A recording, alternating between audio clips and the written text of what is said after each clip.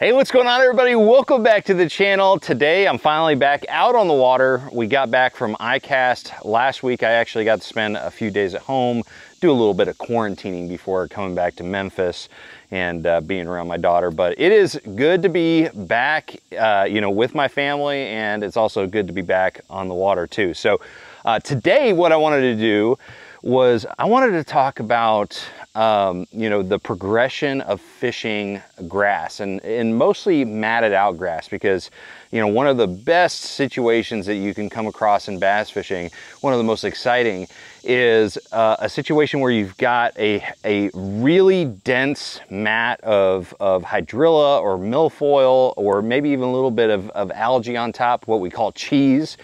And you can go in after those fish with like flipping, pitching, and punching techniques, or you can throw something like a hull body frog on top of that mat. However, one of the most frustrating things for anglers that are just learning about how to approach these type of grass mats is the fact that there's certain times of the year where they're just not the deal. It's just not what you want to focus on. And the reason is not because the fish aren't using the grass mats, or the fish aren't attracted to them.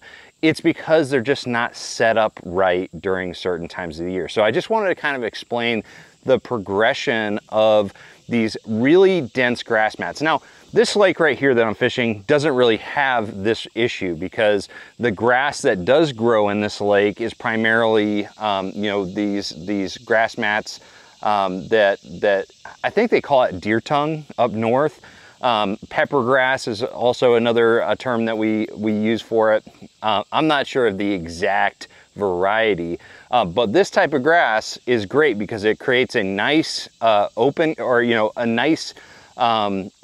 solid canopy on the surface, creating a lot of shade and just a place for those fish to hide. But underneath, there's plenty of room for the fish to roam. So certain types of grass, when they mat up, they just mat up perfect, and you can fish them early season. Lake Chickamauga has the same type of grass. I call it deer tongue.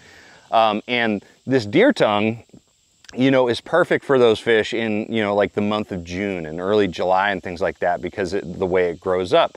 However, the most popular types of grass mats include hydrilla and milfoil. And what happens is, early season, as these grass mats grow up to the surface, once they get to the surface, they just keep growing and getting thicker and thicker.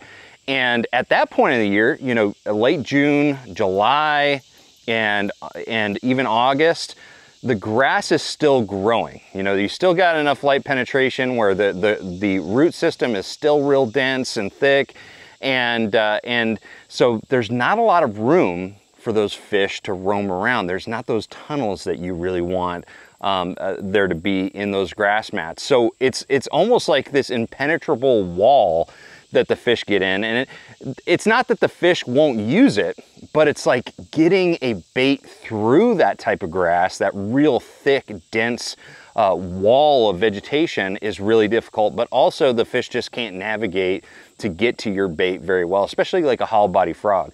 So that's why when people start really having a lot of success on hollow body frogs fishing over grass mats, it's usually in the very end of summer and into the fall.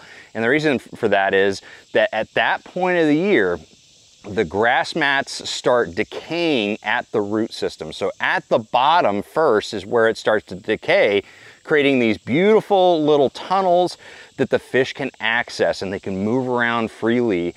And it's a place where they can go just about anywhere in that grass mat because of those tunnels. So as the root systems start to decay, below the surface, that's when techniques like flipping, pitching, and punching become way more popular, and also throwing a frog. And that's one of the most frustrating things about seeing these grass mats during, you know, like the middle of summer, is that they look beautiful, they look perfect, they look textbook, but there's just not enough space. There's not that tunnel system that you need for the fish to move around. So it's not that the fish aren't relating to the vegetation, it's just really hard for anglers to use techniques that allow them to get to those fish. Okay, you know, obviously punching is going to be easier to get to those fish, but still, you know, if you don't get it right in their face in that one little hole that they're holed up in, it's going to be hard to get that bite.